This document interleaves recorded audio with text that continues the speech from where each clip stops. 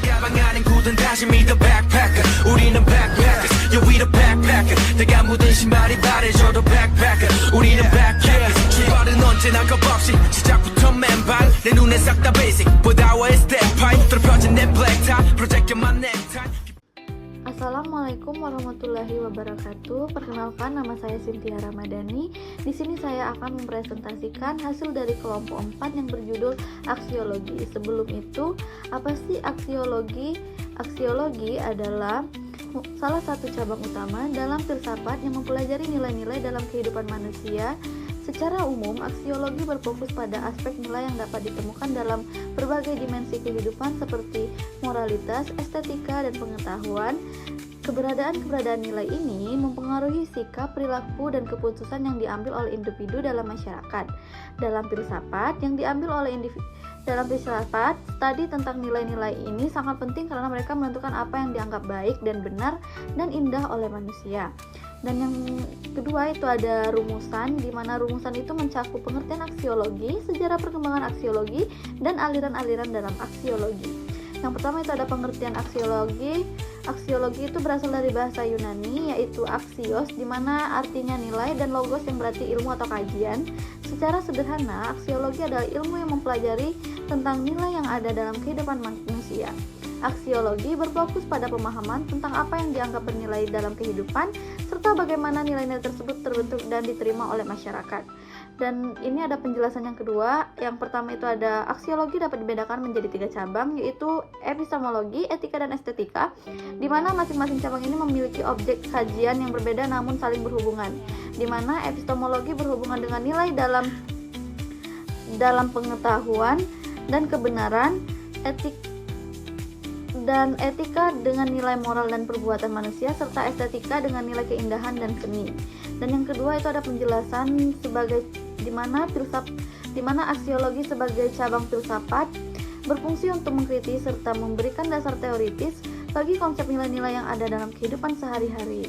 Selain itu, aksiologi juga seringkali digunakan untuk menjelaskan berbagai perbedaan pandangan antara individu atau kelompok dalam memandang suatu hal yang baik atau benar. Dan yang kedua itu ada sejarah perkembangan aksiologi. Yang pertama, itu pada periode klasik, di mana ini terjadi pada abad 5 sampai 4 sebelum Masehi, di mana ini dipengaruhi oleh filsuf Yunani seperti Socrates, Plato, Aristoteles yang membahas tentang nilai-nilai dan norma. Dan yang kedua itu ada periode abad pertengahan, di mana itu terjadi pada abad 5 sampai dengan 15 Masehi, dipengaruhi oleh agama Kristen dan filsuf seperti St. Augustinus dan St. Thomas Aquinas yang mengembangkan teori nilai-nilai berdasarkan agama. Dan yang kedua itu ada periode modern, abad ke-16 sampai dengan 18 Masehi, dipengaruhi oleh filsuf seperti René Descartes, Immanuel Kant, dan Jeremy Bentham yang mengembangkan teori nilai-nilai berdasarkan akal, moralitas, dan utilitarianisme. Dan yang keempat itu ada periode kontemporer, di mana itu terjadi pada abad 19 sampai dengan 20 Masehi.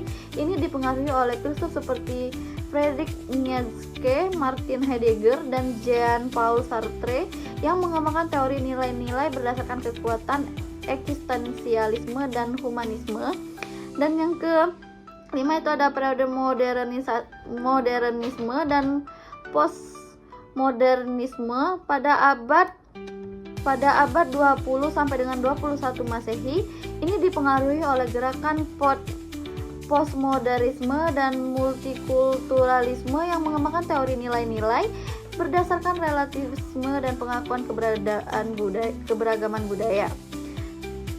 Dan yang ketiga itu ada aliran-aliran aksiologi, di mana aliran itu terbagi menjadi 4. Yang pertama itu ada aliran objektif, di mana aliran objektif itu terbagi menjadi 2 jenis.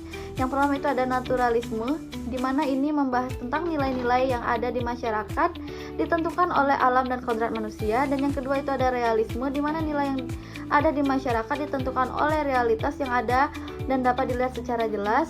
Dan yang kedua itu ada aliran subjektif, di mana itu terbagi menjadi dua jenis. Yang pertama itu ada relativisme, di mana ia membahas nilai-nilai yang ada di masyarakat relatif dan dapat berbeda-beda tergantung pada individu dan budaya. Yang kedua itu ada aliran subjektivisme, nilai-nilai yang ada di masyarakat ditentukan oleh persepsi dan pendapat individu. Yang ketiga itu ada aliran gabungan, sama dan terbagi menjadi dua jenis. Idealisme, di mana nilai-nilai yang ada di masyarakat ditentukan oleh ide-ide dan konsep yang ada di dalam pikiran manusia. Dan yang kedua itu ada pragmatisme, di mana nilai-nilai yang ada di masyarakat ditentukan oleh masyarakat dan kegunaan yang dapat diperoleh dari nilai-nilai tersebut. Dan yang keempat atau yang terakhir itu ada aliran lainnya, di mana itu terbagi menjadi dua juga. Dan yang pertama itu ada humanisme, nilai-nilai yang ada di masyarakat ditentukan oleh martabat dan harga diri manusia. Dan yang kedua itu ada eksistensialisme, nilai-nilai yang ada di masyarakat ditentukan oleh kebebasan dan tanggung jawab individu. Baik, yang terakhir itu ada kesimpulan dari kelompok 3 mengenai aksiologi, di mana aksiologi itu merupakan cabang filsafat yang mempelajari tentang nilai-nilai yang ada dalam kehidupan manusia. Melalui kajian aksiologi, kita dapat memahami bagaimana nilai-nilai tersebut membentuk pandangan dunia kita, baik dalam hal moralitas, estetika maupun pengetahuan. Dan aksiologi juga berperan penting dalam dalam membentuk karakter individu dan membimbing perilaku sosial, serta memberikan pedoman dalam pendidikan untuk menciptakan generasi yang beretika dan menghargai keindahan. Baik, itu saja presentasi dari kelompok 4 yang dapat saya sampaikan. Saya akhiri.